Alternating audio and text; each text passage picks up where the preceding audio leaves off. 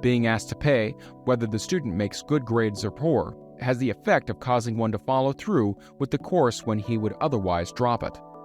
The correspondence schools have not stressed this point sufficiently, but the truth is that their collection departments constitute the very finest sort of training on decision, promptness, action, and the habit of finishing that which one begins. I learned this from experience more than 25 years ago. I enrolled for a home study course in advertising. After completing 8 or 10 lessons, I stopped studying, but the school did not stop sending me bills. Moreover, it insisted upon payment, whether I kept up my studies or not. I decided that if I had to pay for the course, which I had legally obligated myself to do, I should complete the lessons and get my money's worth. I felt at first at the time that the collection system of the school was somewhat too well organized, but I learned later in life that it was a valuable part of my training for which no charge had been made. Being forced to pay, I went ahead and completed the course. Later in life, I discovered that the efficient collection system of that school had been worth much in the form of money earned because of the training in advertising I had so reluctantly taken. We have in this country what is said to be the greatest public school system in the world. We have invested fabulous sums for fine buildings. We have provided convenient transportation for children living in rural districts so they may attend the best schools. But there is one astounding weakness to this marvelous system. It is free. One of the strange things about human beings is that they value only that which has a price. The free schools of America and the free public libraries do not impress people because they are free. This is the major reason why so many people find it necessary to acquire additional training after they quit school and go to work. It is also one of the major reasons why employers give greater consideration to employees who take home study courses. They have learned from experience that any person who has the ambition to give up a part of his spare time to studying at home has in him those qualities which make for leadership. This recognition is not a charitable gesture, it is a sound business judgment upon the part of the employers. There is one weakness in people for which there is no remedy. It is the universal weakness of lack of ambition. Persons, especially salaried people, who schedule their spare time to provide for home study seldom remain at the bottom very long. Their action opens the way for the upward climb, removes many obstacles from their path, and gains the friendly interest of those who have the power to put them in the way of opportunity. The home study method of training is especially suited to the needs of employed people who find after leaving school that they must acquire additional specialized knowledge but cannot spare the time to go back to school. The changed economic conditions prevailing since the Depression have made it necessary for thousands of people to find additional or new sources of income. For the majority of these, the solution to their problem may be found only by acquiring specialized knowledge. Many will be forced to change their occupations entirely. When a merchant finds that a certain line of merchandising is not selling, he usually supplants it with another that is in demand. The person whose business is that of marketing personal services must also be an efficient merchant. If his service does not bring adequate returns in one occupation, he must change to another where broader opportunities are available. Stuart Austin Weir prepared himself as a construction engineer and followed this line of work until the Depression limited his market to where it did not give him the income he required. He took inventory of himself, decided to change his profession to law, went back to school, and took special courses by which he prepared himself as a corporation lawyer. Despite the fact that the Depression had not ended, he completed his training, passed the bar exam, and quickly built a lucrative law practice in Dallas, Texas. In fact, he's turning away clients. Just to keep the record straight and to anticipate the alibis of those who will say, "I couldn't go to school because I have a family to support," or "I'm too old," I will add the information that Mr. Weir was past 40 and married when he went back to school. Moreover, by carefully selecting highly specialized courses in colleges best prepared to teach the subjects chosen, Mr. Weir completed in 2 years the work for which the majority of law students require 4 years. It pays to know how to purchase knowledge.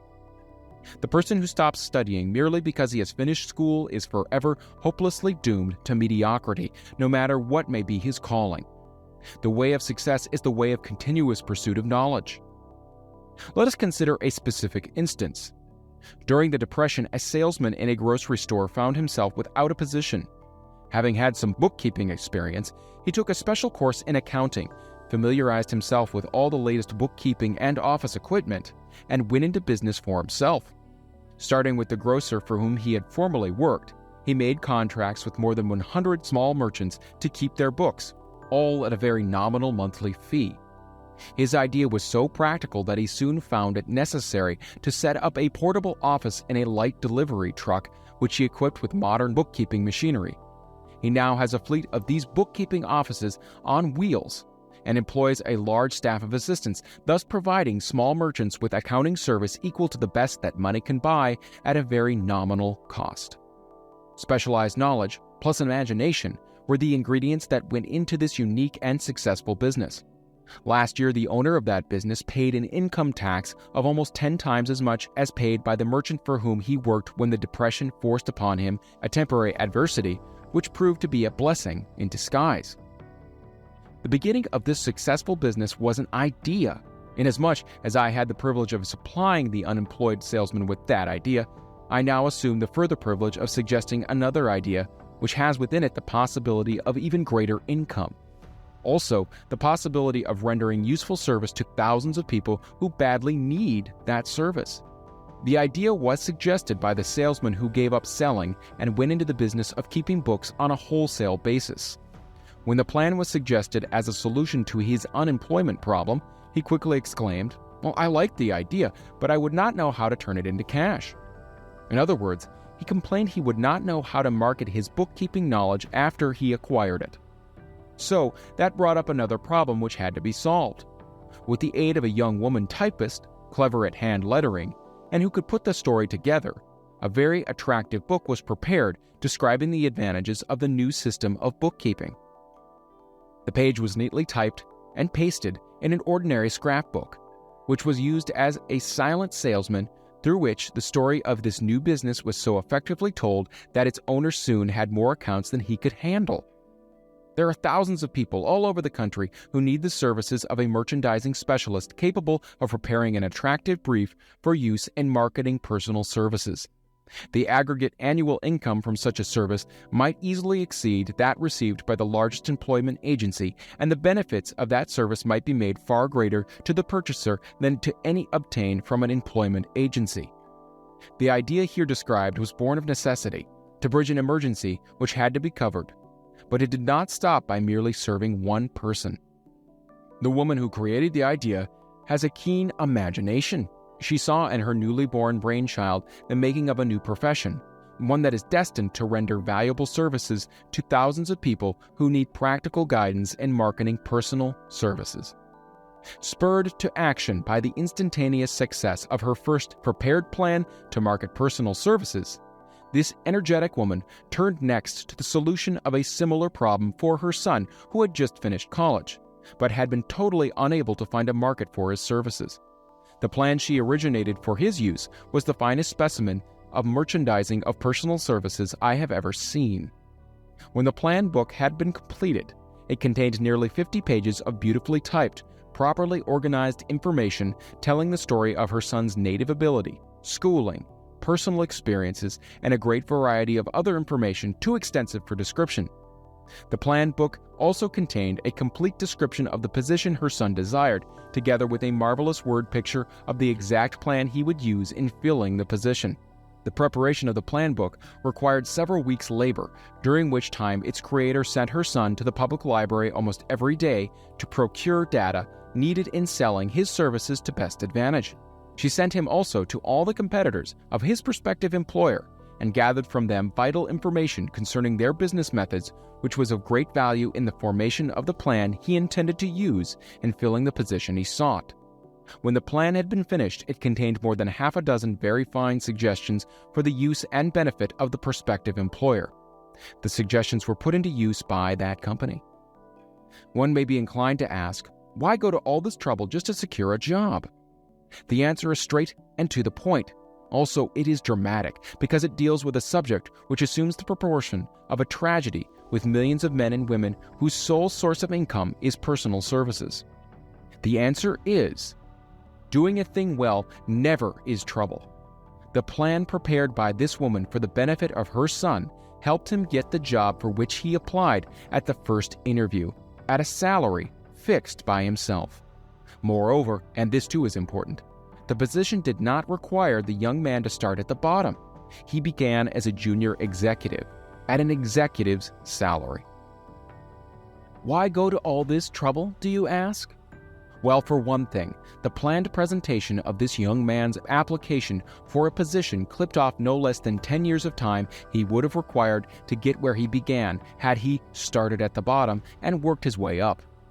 This idea of starting at the bottom and working one's way up may appear to be sound, but the major objection to it is this. Too many of those who begin at the bottom never manage to lift their heads high enough to be seen by opportunity, so they remain at the bottom. It should be remembered also that the outlook from the bottom is not so very bright or encouraging. It has a tendency to kill off ambition.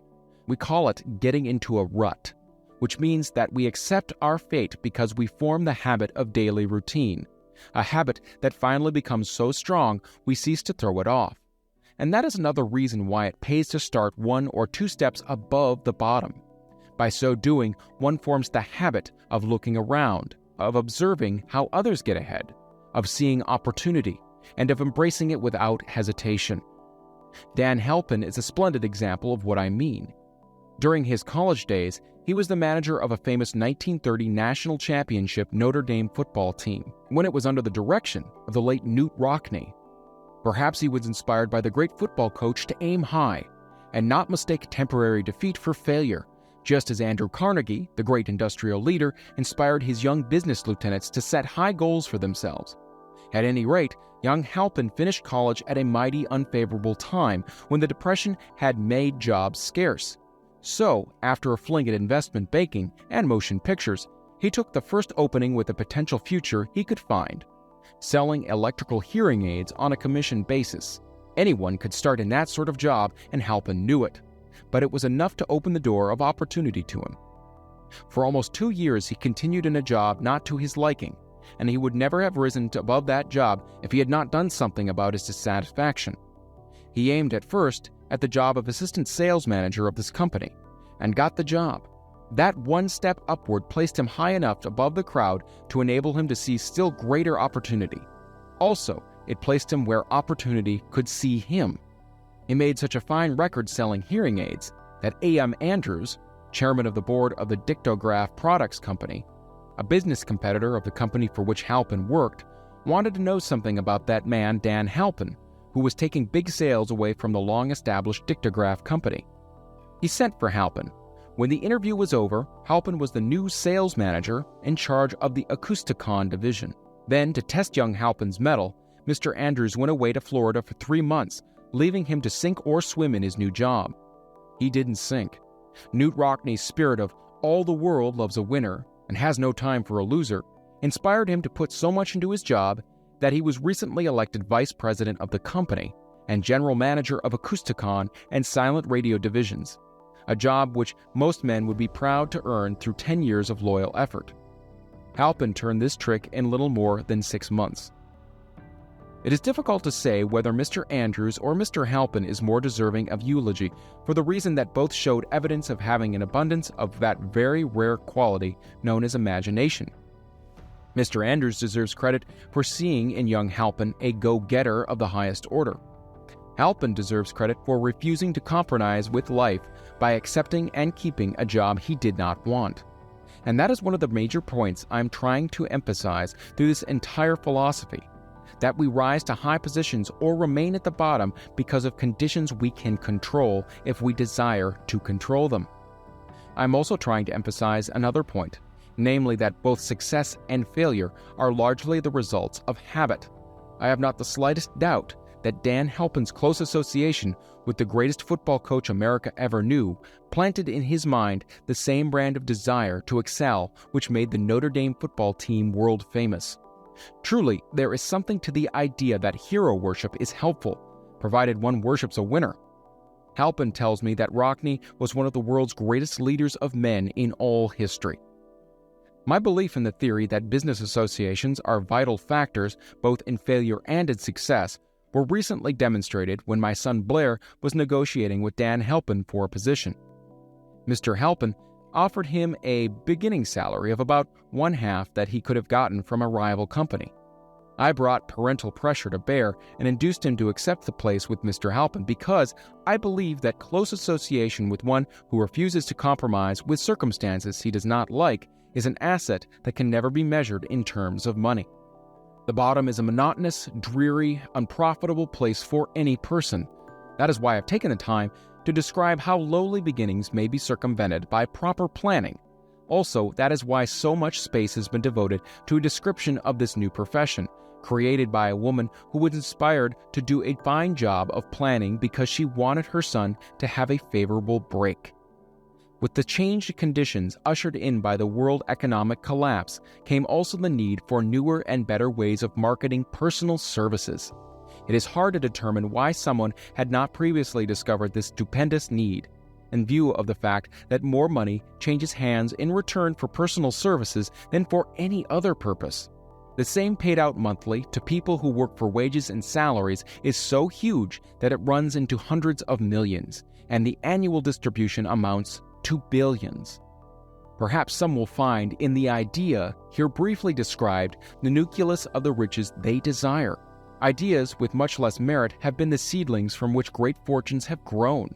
Woolworth's 5 and 10 cent store idea, for example, had far less merit, but it piled up a fortune for its creator. Those seeing opportunity lurking in this suggestion will find valuable aid in the chapter on organized planning. Incidentally, an efficient merchandiser of personal services would find a growing demand for his services wherever there are men and women who seek better markets for their services. By applying the mastermind principle, a few people with a suitable talent could form an alliance and have a paying business very quickly. One would need to be a fair writer with a flair for advertising and selling, one handy at typing and hand lettering, and one should be a first-class business getter who would let the world know about the service. If one person possessed all these abilities, he might carry on the business alone until it outgrew him. The woman who prepared the personal service sales plan for her son now receives requests from all parts of the country for her cooperation in preparing similar plans for others who desire to market their personal services for more money. She has a staff of expert typists, artists, and writers who have the ability to dramatize the case history so effectively that one's personal services can be marketed for much more money than the prevailing wages for similar services. She is so confident of her ability that she accepts as the major portion of her fee a percentage of the increased pay she helps her clients to earn. It must not be supposed that her plan merely consists of clever salesmanship, by which she helps men and women to demand and receive more money for the same services they formerly sold for less pay. No, she looks after the interests of the purchaser as well as the seller of personal services, and so prepares her plans that the employer receives full value for the additional money he pays. The method by which she accomplishes this astonishing result is a professional secret which she discloses to no one excepting her own clients.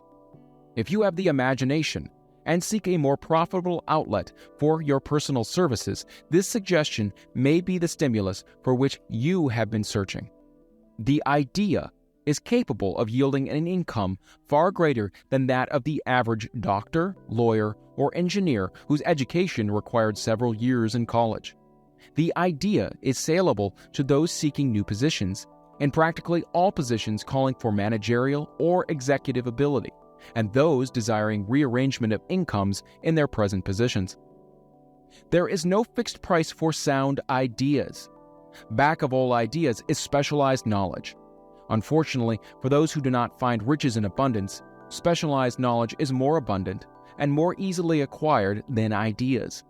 Because of this very truth, there is a universal demand and an ever-increasing opportunity for the person capable of helping men and women to sell their personal services advantageously. Capability means imagination, and one quality needed to combine specialized knowledge with ideas is the form of organized plans designed to yield riches. If you have imagination, this chapter may present you with an idea sufficient to serve as the beginning of the riches you desire. Remember, the idea is the main thing. Specialized knowledge may be found just around the corner. Any corner. Chapter 6. Imagination, the workshop of the mind. The fifth step toward riches. The imagination is literally the workshop wherein are fashioned all plans created by man. The impulse, the desire, is given shape, form, and action through the aid of the imaginative faculty of the mind. It has been said that man can create anything which he can imagine. Of all the ages of civilization, this is the most favorable for the development of the imagination because it is an age of rapid change. On every hand, one may contact stimuli which develop the imagination.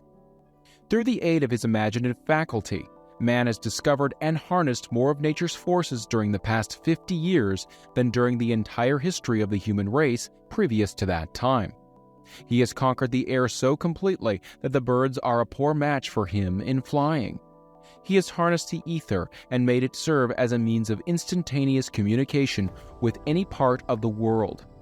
He has analyzed and weighed the sun at a distance of millions of miles and has determined through the aid of imagination the elements of which it consists. He has discovered that his own brain is both a broadcasting and a receiving station for the vibration of thought, and he is beginning now to learn how to make practical use of this discovery.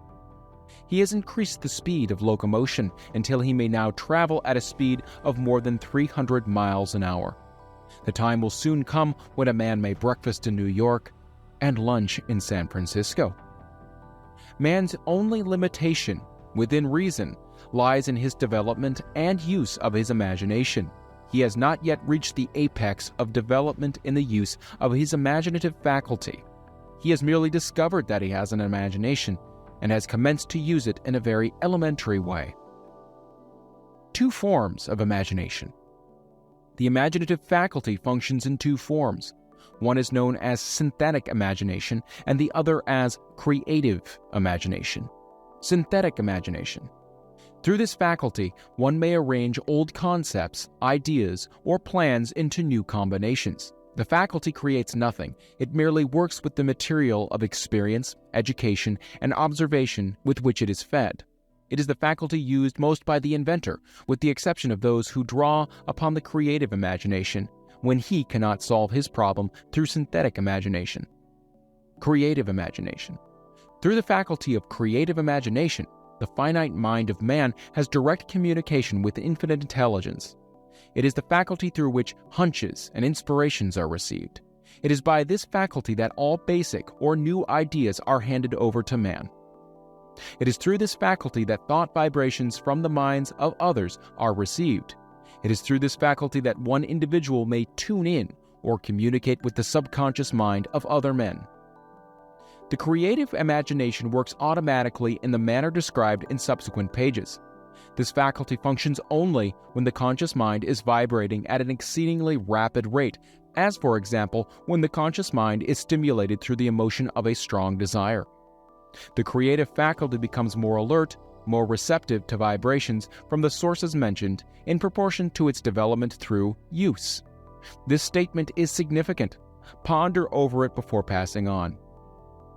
Keep in mind as you follow these principles that the entire story of how one may convert desire into money cannot be told in one statement.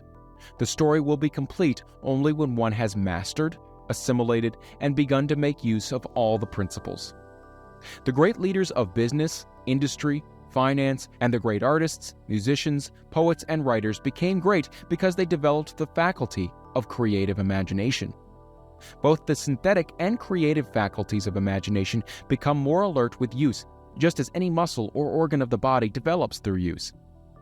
Desire is only a thought, an impulse. It is nebulous and ephemeral. It is abstract and of no value until it has been transformed into its physical counterpart. While the synthetic imagination is the one which will be used more frequently, in the process of transforming the impulse of desire into money, you must keep in mind the fact that you may face circumstances and situations which demand use of the creative imagination as well. Your imaginative quality may have become weak through inaction. It can be revived and made alert through use. This faculty does not die, though it may become quiescent through lack of use. Center your attention for the time being on the development of the synthetic imagination, because this is the faculty which you will use more often in the process of converting desire into money. Transformation of the intangible impulse of desire into the tangible reality of money calls for the use of a plan or plans.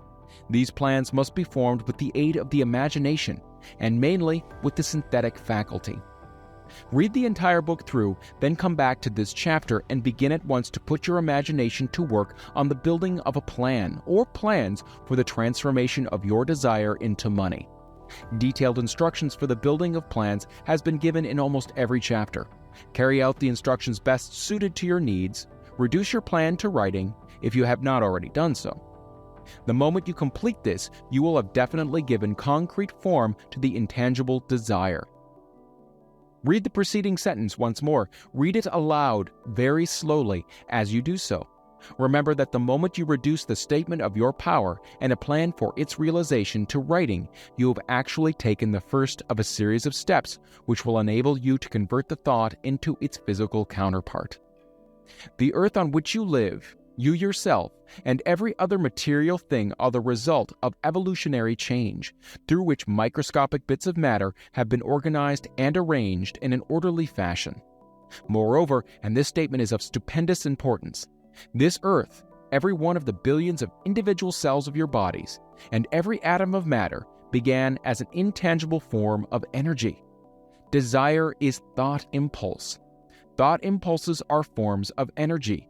When you begin with the thought impulse, desire, to accumulate money, you are drafting into your service the same stuff that nature used in creating this earth and in every material form in the universe, including the body and brain in which the thought impulses function.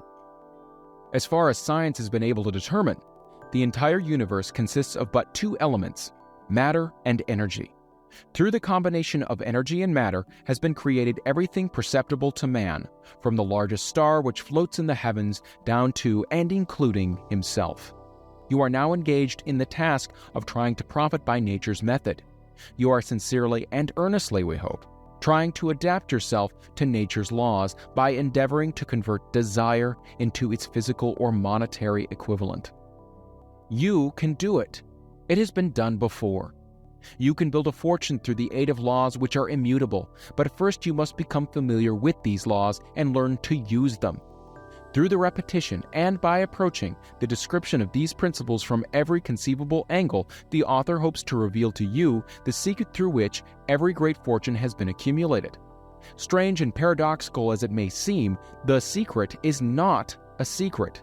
Nature herself advertises it in the earth on which we live, the stars, the planets suspended within our view, in the elements above and around us, in every blade of grass, and every form of life within our vision. Nature advertises this secret in terms of biology, in the conversion of a tiny cell so small that it may be lost on the point of a pin, into the human being now reading this line. The conversion of desire into its physical equivalent is certainly no more miraculous. Do not become discouraged if you do not fully comprehend all that has been stated. Unless you have long been a student of the mind, it is not to be expected that you will assimilate all that is in this chapter upon a first reading. But you will in time make good progress.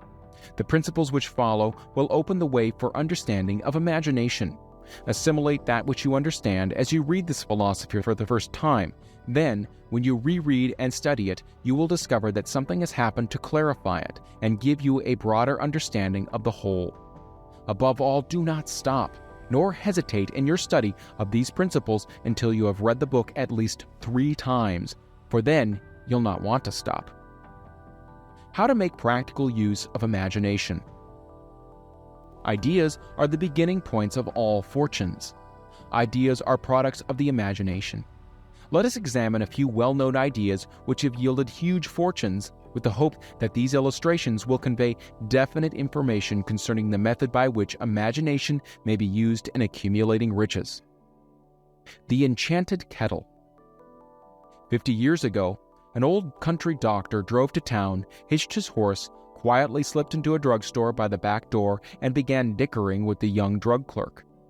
His mission was destined to yield great wealth to many people. It was destined to bring the South the most far-flung benefit since the Civil War. For more than an hour, behind the prescription counter, the old doctor and the clerk talked in low tones. Then the doctor left. He went out to the buggy and brought back a large, old-fashioned kettle, a big wooden paddle, used for stirring the contents of the kettle, and deposited them in the back of the store. The clerk inspected the kettle, reached into his inside pocket, took out a roll of bills, and handed it over to the doctor. The roll contained exactly $500, the clerk's entire savings. The doctor handed over a small slip of paper on which was written a secret formula. The words on that small slip of paper were worth a king's ransom, but not to the doctor. Those magic words were needed to start the kettle to boiling, but neither the kettle nor the young clerk knew what fabulous fortunes were destined to flow from that kettle. The old doctor was glad to sell the outfit for $500. The money would pay off his debts and give him freedom of mind. The clerk was taking a big chance by staking his entire life savings on a mere scrap of paper and an old kettle. He never dreamed his investment would start a kettle to overflowing with gold that would surpass the miraculous performance of Aladdin's lamp. What the clerk really purchased was an idea. The old kettle and the wooden paddle and the secret message on a slip of paper were incidental. The strange performance of the kettle began to take place after the new owner mixed with the secret instructions an ingredient of which the doctor knew nothing. Read this story carefully. Give your imagination a test. See if you can discover what it was the young man added to the secret message which caused the kettle to overflow with gold. Remember as you read that this is not a story from Arabian Nights. Here you have a story of facts, stranger than fiction, facts which began in the form of an idea. Let us take a look at the vast fortunes of gold this idea has produced. It has paid and still pays huge fortunes to men and women all over the world who distribute the contents of the kettle to millions of people. The old kettle is now one of the world's largest consumers of sugar, thus providing jobs of a permanent nature to thousands of men and women engaged in growing sugarcane and in refining and marketing sugar. The old kettle consumes annually millions of glass bottles, providing jobs to huge numbers of glass workers. The old kettle gives employment to an army of clerks, stenographers, copywriters, and advertising experts through the nation. It has brought fame and fortune to scores of artists who have created magnificent pictures describing the product. The old kettle has converted a small southern city into the business capital of the South, where it now benefits, directly or indirectly, every business and practically every resident of the city. The influence of this idea now benefits every civilized country in the world, pouring out a continuous stream of gold to all who touch it. Gold from the kettle built and maintains one of the most prominent colleges of the South, where thousands of young people receive the training essential for success. The old kettle has done other marvelous things. All through the World Depression, when factories, banks, and business houses were folding up and quitting by the thousands, the owner of this enchanted kettle went marching on, giving continuous employment to an army of men and women all over the world, and paying out extra portions of gold to those who, long ago, had faith in the idea. If the product of that old brass kettle could talk, it would tell thrilling tales of romance in every language. Romances of love, romances of business, romances of professional men and women who are daily being stimulated by it. The author is sure of at least one such romance, for he was a part of it, and it all began not far from the very spot on which the drug clerk purchased the kettle. It was here that the author met his wife, and it was she who first told him of the enchanted kettle. It was the product of that kettle they were drinking when he asked her to accept him, for better or worse. Now that you know the content of the enchanted kettle is a world-famous drink, it is fitting that the author confesses that the home city of that drink supplied him with a wife. Also, that the drink itself provides him with the stimulation of thought without intoxication, and thereby it gives to serve refreshment of mind, which an author must have to do his best work. Whoever you are, wherever you may live, whatever occupation you may be engaged in, just remember in the future, every time you see the words Coca-Cola, that its vast empire of wealth and influence grew out of a single idea, and that the mysterious ingredient the drug clerk Asa Chandler mixed with the secret formula was imagination. Stop and think of that for a moment. Remember also that the 13 steps to riches described in this book were the media through which the influence of Coca-Cola has been extended to every city, town, village, and crossroads of the world, and that any idea you may create, as good and meritorious as Coca-Cola, has a possibility of duplicating the stupendous record of this worldwide thirst killer.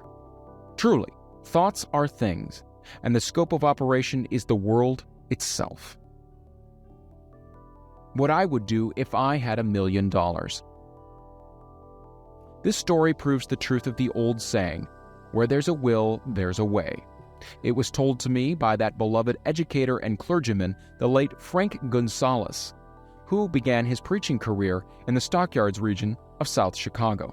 While Dr. Gonzalez was going through college, he observed many defects in our educational system, defects which he believed he could correct if he were the head of a college. His deepest desire was to become the directing head of an educational institution in which young men and women would be taught to learn by doing. He made up his mind to organize a new college in which he could carry out his ideas without being handicapped by orthodox methods of education. He needed $1 million to put the project across. Where was he to lay his hands on so large a sum of money? That was the question that absorbed most of his ambitious young preacher's thought. But he couldn't seem to make any progress. Every night he took that thought to bed with him. He got up with it in the morning. He took it with him everywhere he went. He turned it over and over in his mind until it became a consuming obsession with him. $1 million is a lot of money. He recognized that fact, but he also recognized the truth that the only limitation is that which one sets up in one's own mind.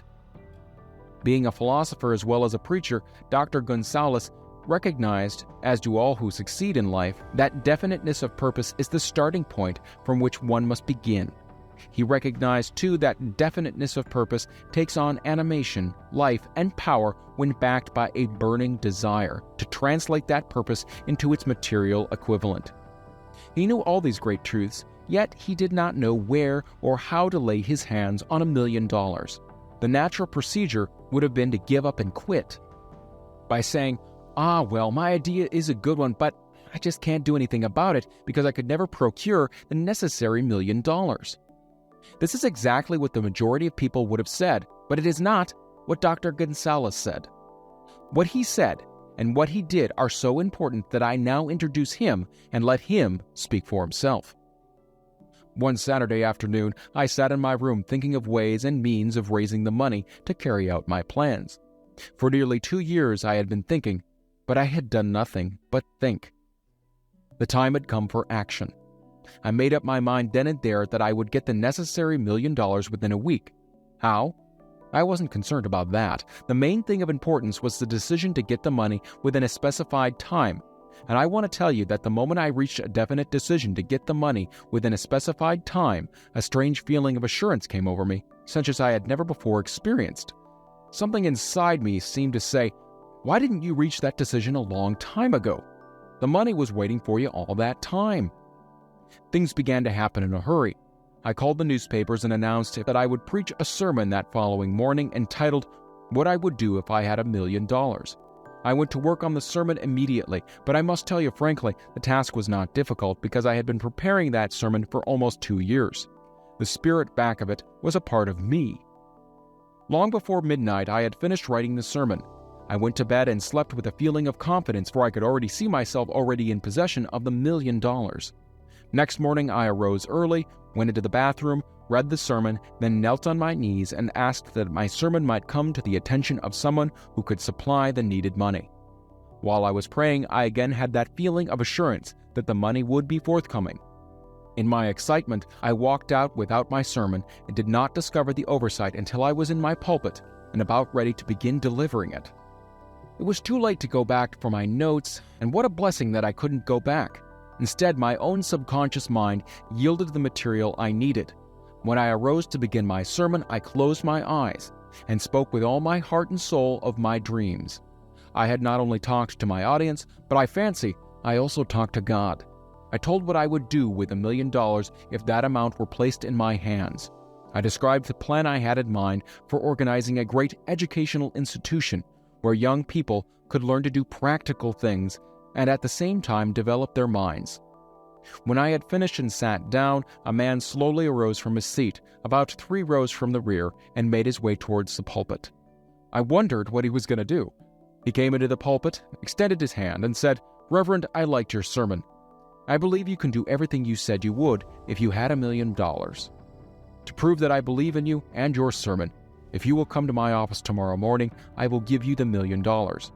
My name is Philip D. Armour." Young Gonzalez went to Mr. Armour's office, and the $1 million was presented to him. With the money, he founded the Armour Institute of Technology. That is more money than the majority of preachers ever see in an entire lifetime, yet the thought impulse back of the money was created in the young preacher's mind in a fraction of a minute. The necessary $1 million came as a result of an idea. Back of the idea was a desire which young Gonzalez had been nursing in his mind almost 2 years. Observe this important fact. He got the money within the 36 hours after he reached a definite decision in his mind to get it, and decided upon a definite plan for getting it. There was nothing new or unique about Gonzalez's vague thinking about $1 million and weakly hoping for it. Others before him, and many since his time, have had similar thoughts. But there was something very unique and different about the decision he reached on that memorable Saturday when he put vagueness into the background and definitely said, "I will get that money within a week." God seems to throw himself on the side of the man who knows exactly what he wants, if he is determined to get just that. Moreover, the principle through which Mr. Gonzalez got his $1 million is still alive. It is available to you. This universal law is as workable today as it was when the young preacher made use of it so successfully. This book describes, step by step, the 13 elements of this great law and suggests how they can be put to use. Observe that Asa Chandler and Dr. Frank Gonzalez had one characteristic in common. Both knew the astounding truth that ideas can be transmuted into cash through the power of definite purpose, plus definite plans. If you are one of those who believe that hard work and honesty alone will bring riches, perish the thought. It is not true. Riches, when they come in huge quantities, are never the result of hard work. Riches come, if they come at all, in response to definite plans, based upon the application of definite principles, and not by chance or luck. Generally speaking, an idea is an impulse of thought that impels action, by an appeal to the imagination. All master salesmen know that ideas can be sold where merchandise cannot. Ordinary salesmen do not know this. That is why they're ordinary. A publisher of books, which sell for a nickel, made a discovery that should be worth much to publishers generally. He learned that many people buy titles and not contents of books. By merely changing the name of one book that was not moving, his sales on the book jumped upward more than 1 million copies. The inside of the book was not changed in any way. He merely ripped off the cover bearing the title that did not sell and put on a new cover with a title that had box office value. That, as simple as it may seem, was an idea. It was imagination. There is no standard price on ideas. The creator of ideas makes his own price, and if he is smart, gets it. The moving picture industry created a whole flock of millionaires. Most of them were men who couldn't create ideas, but they had the imagination to recognize ideas when they saw them. The next flock of millionaires will probably grow out of the radio business, which is new and not overburdened with men of keen imagination. The money will be made by those who discover or create new and more meritorious radio programs and have the imagination to recognize merit, and to give the radio listeners a chance to profit by it. The sponsor, that unfortunate victim who now pays the cost of all radio entertainment, soon will become idea conscious and demand something for his money. The man who beats the sponsor to the draw and supplies programs that render useful service is the man who will become rich in this new industry. Crooners and light chatter artists who now pollute the air with wisecracks and silly giggles will go the way of light timbers, and their places will be taken by real artists who interpret carefully planned programs which have been designed to service the minds of men as well as provide entertainment. Here is a wide-open field of opportunity screaming its protest at the way it is being butchered because of lack of imagination and begging for rescue at any price. Above all, the thing that radio needs is new ideas. If this new field of opportunity intrigues you, perhaps you might profit by the suggestion that the successful radio programs of the future will give more attention to creating buyer audiences and less attention to listener audiences. Stated more plainly, the builder of radio programs who succeeds in the future must find practical ways to convert listeners into buyers. Moreover, the successful producer of radio programs in the future must key his features so that he can definitely show its effect upon the audience. Sponsors are becoming a bit wary of buying glib, selling talks based upon statements grabbed out of thin air. They want, and in the future will demand, indisputable proof that the Who's It program not only gives millions of people the silliest giggle ever, but that the silly giggler can sell merchandise. Another thing that might as well be understood by those who contemplate entering this new field of opportunity: radio advertising is going to be handled by an entirely new group of advertising experts, separate and distinct from the old-time newspaper and magazine advertising agency men. The old-timers in the advertising game cannot read the modern radio scripts because they have not been schooled to see ideas. The new radio technique demands men who can interpret ideas from a written manuscript in terms of sound. It cost the author a year of hard labor and many thousands of dollars to learn this. Radio right now is about where the moving pictures were when Mary Pickford and her curls first appeared on the screen. There is plenty of room in radio for those who can produce or recognize ideas. If the foregoing comment on the opportunity of radio has not started your idea factory to work, you had better forget it. Your opportunity is in some other field. If the comment intrigued you in the slightest degree, then go further into it, and you may find the one idea you need to round out your career. Never let it discourage you if you have no experience in radio. Andrew Carnegie knew very little about making steel. I have Carnegie's own word for this. But he made practical use of two of the principles described in this book and made the steel business yield him a fortune. The story of practically every great fortune starts with the day when a creator of ideas and a seller of ideas got together and worked in harmony. Carnegie surrounded himself with men who could do all that he could not do. Men who created ideas and men who put ideas into operation and made himself and the others fabulously rich. Millions of people go through life hoping for favorable breaks. Perhaps a favorable break can get one opportunity, but the safest plan is not to depend upon luck. It was a favorable break that gave me the biggest opportunity of my life, but 25 years of determined effort had to be devoted to that opportunity before it became an asset. The break consisted of my good fortune in meeting and gaining the cooperation of Andrew Carnegie. On that occasion, Carnegie planted in my mind the idea of organizing the principles of achievement into a philosophy of success. Thousands of people have profited by the discoveries made in the 25 years of research, and several fortunes have been accumulated through the application of this philosophy. The beginning was simple, though. It was an idea which anyone might have developed. A favorable break came through Carnegie, but what about the determination, definiteness of purpose, and the desire to attain the goal, and the persistent effort of 25 years? It was no ordinary desire that survived disappointment, discouragement, temporary defeat, criticism, and the constant reminding of waste of time. It was a burning desire. It was an obsession. When the idea was first planted in my mind by Mr. Carnegie, it was coaxed, nursed, and enticed to remain alive. Gradually, the idea became a giant under its own power, and it coaxed, nursed, and drove me. Ideas are like that. First you give life and action and guidance to ideas, then they take on power of their own and sweep aside all opposition. Ideas are intangible forces, but they have more power than the physical brains that give birth to them. They have the power to live on after the brain that created them are returned to dust. For example, take the power of Christianity. That began with a simple idea born in the brain of Christ. Its chief tenet was, "Do unto others as you would have others do unto you." Christ has gone back to the source from whence he came, but his idea goes marching on. Someday it may grow up and come into its own. Then it will have fulfilled Christ's deepest desire. The idea has been developing only 2,000 years. Give it time. Success requires no explanations. Failure permits no alibis. Chapter 7. Organized Planning. the crystallization of desire into action. The sixth step, toward riches.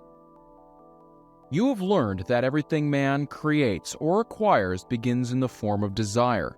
That desire is taken on the first lap of its journey from the abstract to the concrete into the workshop of the imagination, where plans for its transition are created and organized. In Chapter